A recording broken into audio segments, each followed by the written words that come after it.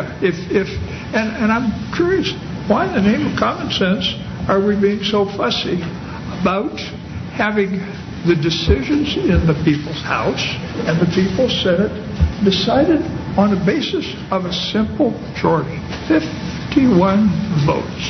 And if there's something wrong with that, I wish somebody would tell me why we ought not give the people that kind of representation. I would note that also mandatory coverage mandates. That was in a bill introduced by my good friend Bill Thomas, Chairman of Ways and Means Committee, and 20 members of the U.S. Senate. They said, and they were not fussy about that.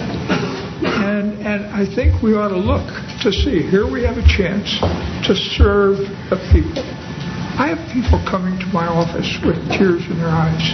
They can't get coverage. They have pre-existing conditions. A young dental surgeon I knew couldn't get health care. Why? Because she'd had breast cancer years before. She couldn't get care. And I've seen a lot of other cases like that. People who would have drive-through pregnancies or drive-through mastectomies and all manner of high-handed abuse by the insurance companies. I'm always surprised when I can find somebody that's defending the insurance companies after the things that they do to the ordinary people in this country. They could cancel your insurance policy while you're on the gurney headed into the operating room. If somebody would explain that to me, I would be deeply grateful. But the fact of the matter is, we have a chance to do something that Dan Webster one time observed. I thought it was a very useful thing that he said, and I think we ought to say it. He said, "Let us see whether we also, in our day and generation, may not perform something worthy to be remembered." It's on, Madam Speaker, as you well know. It's on the wall of the House of Representatives. It's there for us in the House, and my colleagues in the Senate will know it. Those of you who I see again and have served with us will recognize that as something. We have before us a hideous challenge.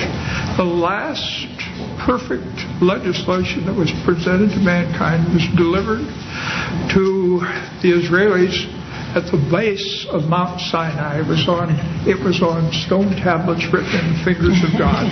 Nothing like that has been presented to mankind since. What we're going to do is not perfect, but it's sure to make it better, and it's going to ease a huge amount of pain and suffering at a cost which we can afford, which has been costed out by the Office of Management and Budget and the Congressional Budget Office, saying it's budget neutral. It in fact reduces the budget. I beg you, my friends, let us go forward on this great task. Thank you, John. Thank you, Mr. President. Speaker Pelosi wants to say a brief word. John, do you want to say anything in closing? And then I will wrap up. Nancy. Thank you very much, Mr. President. As one who has abided by the 3.5 minutes, I'm going to take a few seconds more now in closing to extend thanks to Mr. President for bringing us together, for your great leadership, and without it, we would not be so very close to affordability, accountability for the insurance companies, and accessibility for so many more Americans to improve their health care, to lower their cost. Mr. President, I hearken back to that meeting a year ago. At that time, Senator Grassley questioned you about the public option, and you said the public option is one way to keep the insurance companies honest and to increase competition. If you have a better way, put it on the table. Well, I bring that up because we have come such a long way. We're talking about how close we are on this, how far apart we are here.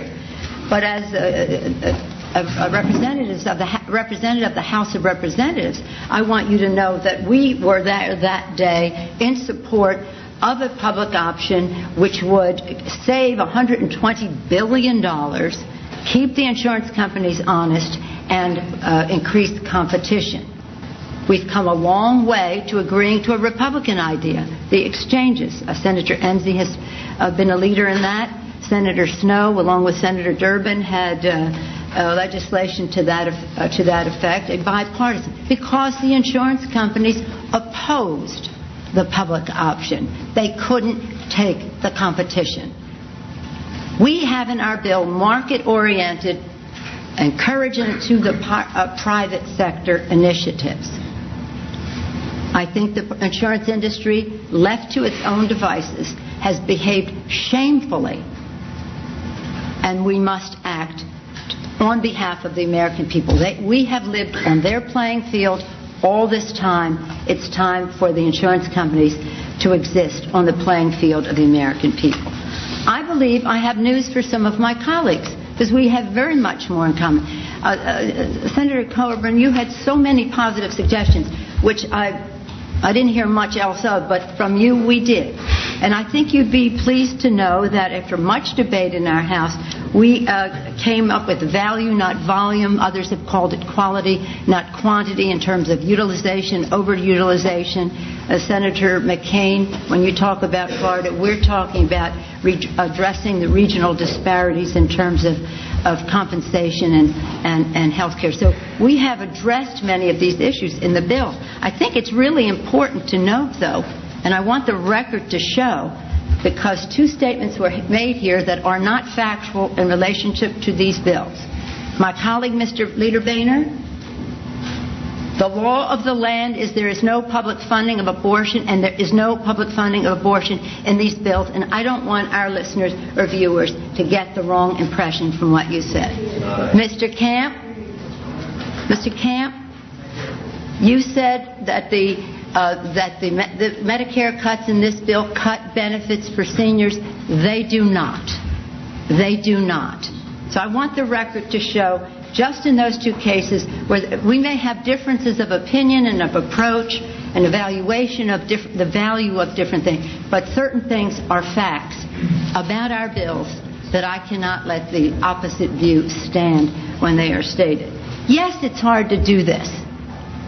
Misrepresentation campaign that is going on about these bills, it's a wonder anybody would support them, as Mr. Waxman said. But the fact is, as the President said, many of these provisions on their own are largely supported by the American people. So this will take courage to do.